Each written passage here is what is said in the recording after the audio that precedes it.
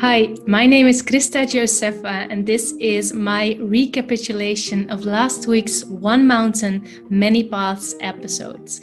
The following are precise quotations of the first principles and first values as articulated by Dr. Marc Gafni and Barbara Marx Hubbard. Divinity's great risk is the story of life. And on planet Earth, this is the story of the human being. But the human being lives in a planet drenched in shame. When we are talking about shame, we don't mean the appropriate kind of shame that is calling us to ourselves, but we mean the toxic shame. That is the shame that we feel somehow broken, unworthy, and not good enough. At the core of this shame is our needs. We are shamed by our needs themselves, and this already begins in our childhood.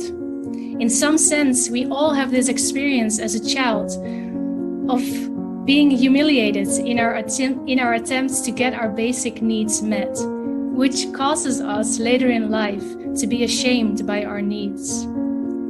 Even with the best parenting, there is always a lack of attunement between people. So there's always needs that are not fully met. But this is not a bug in cosmos. This is not an accident. This is actually a feature of cosmos. This is the intention. Need and desire are intimate and entwined.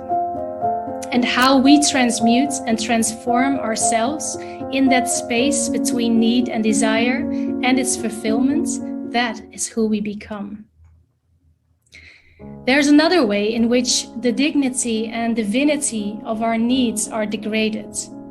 This is in the Eastern and Western traditions of spirit. The Western traditions of spirits, they say you should be like God, and God has no needs. So your needs, by definition, are non-godly. In the Eastern traditions of spirits, for example, the Buddha Absolute has no needs. So needs themselves, particularly sexual needs, are a violation of the enlightenment state. So there is what we want to call a humiliation of need at its core. But at the leading edges of understanding, the interior sciences generated a new realization about the nature of cosmos, the nature of God, the nature of enlightenment. And this is a realization that actually God has needs. God desires, and God desires you. Evolution is desire. Evolution is the movement of reality desiring ever more complexity, ever more intimacy, creativity, love, uniqueness. These are the plot lines of reality's desire. So we need to know that our clarified, deepest heart's desire is God's desire, is evolution itself desiring through us. The intimate universe desires. The intimate universe lives in you. And it is only when we affirm the dignity and the divinity of need and desire at each of the 5 levels of the self that we can move beyond this shame.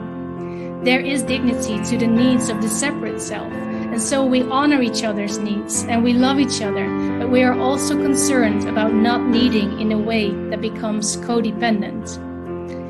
At the level of true self, for a moment, we do let go of all needs. There is indeed a dimension of divinity that is beyond needs. We are one with consciousness of reality, and we rest in the seamless coat of the universe. But at the level of unique self, we reclaim desire and realize that this seamless coat of the universe is seamless but not featureless, and it actually desires uniquely through us. As evolutionary self, we realize that we each have the capacity to uniquely address the needs of reality, which are the needs of evolution. Together, we become a unique self-symphony of beloveds, turning to the world for the sake of the whole, filled with desire, to address its need with full power and full love. We realize that desire is not the place where we get lost. Rather, when we clarify desire, it is the place where we are finally found.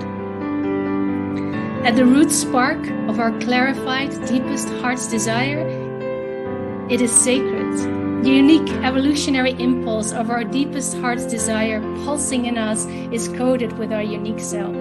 So God, as the infinity of intimacy, needs you to take your unique risk, to access your unique heart's desire, and to participate uniquely in the evolution of love.